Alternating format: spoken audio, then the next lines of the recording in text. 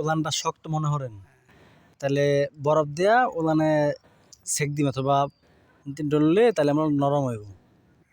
আরেকটা পাউডার আছে আপনার মাস্টিক আর নো মাস্টিক পাউডার খাবেন তাহলে আর উলানের সমস্যা কোনো ক্ষেত্রে আপনার উলান শক্ত জায়গা উলানে শক্ত জায়গা দুধ তো আয় না বন্ধ হয়ে পড়ে।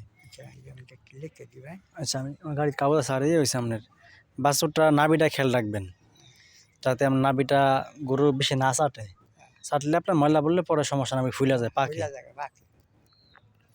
ওইটা বকনার বয়স কয় মাস? এটা আমার না এটা নিয়ে 3 দিন আরেকবার বেচছি। আচ্ছা যাক মাশাল্লাহ 4 বছর 5 বছর হলো। ওই সারও কি আপনার? সার যাচ্ছে না যাচ্ছে না। ওইটারে কি খাবার টাবার খাওয়ান?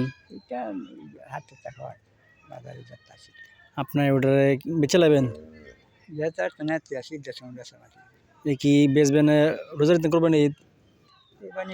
এমনি সময় যে ছিল তা বেশি ছিল। ও আচ্ছা তো আপনি এটা ইয়ে করবেন খৈল টইল বসি টসি ফিট টিট সবেন টবেন দিবেন। ওটা কি খাওয়াইছেন কিমির ওষুধ? কিডনি ওষুধ গ্যাস কটা খাওয়াছেন ট্যাবলেট? বাছুর আরেকটা বাছুর আছে দিছে আর হেরে দিছে 3টা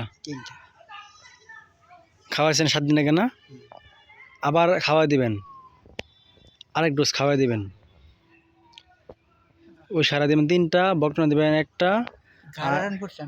হ্যাঁ আর ওই যে আপনার এই গাভীরে এখন দিয়েন না যখন বাচ্চার বয়সটা আপনার হইব 22 থেকে 25 দিন বা 30 দিন তখন বাচ্চার আগে দিবেন কিমির ওষুধ ছোট বাচ্চারে দেখে লিভারটনিক একটা জিঙ্ক দিবেন তারপর গাভীরে দিবেন।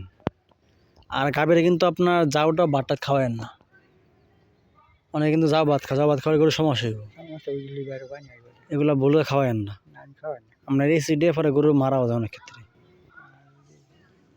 আমার ডাক্তার চিরিপুরতে ডাক্তার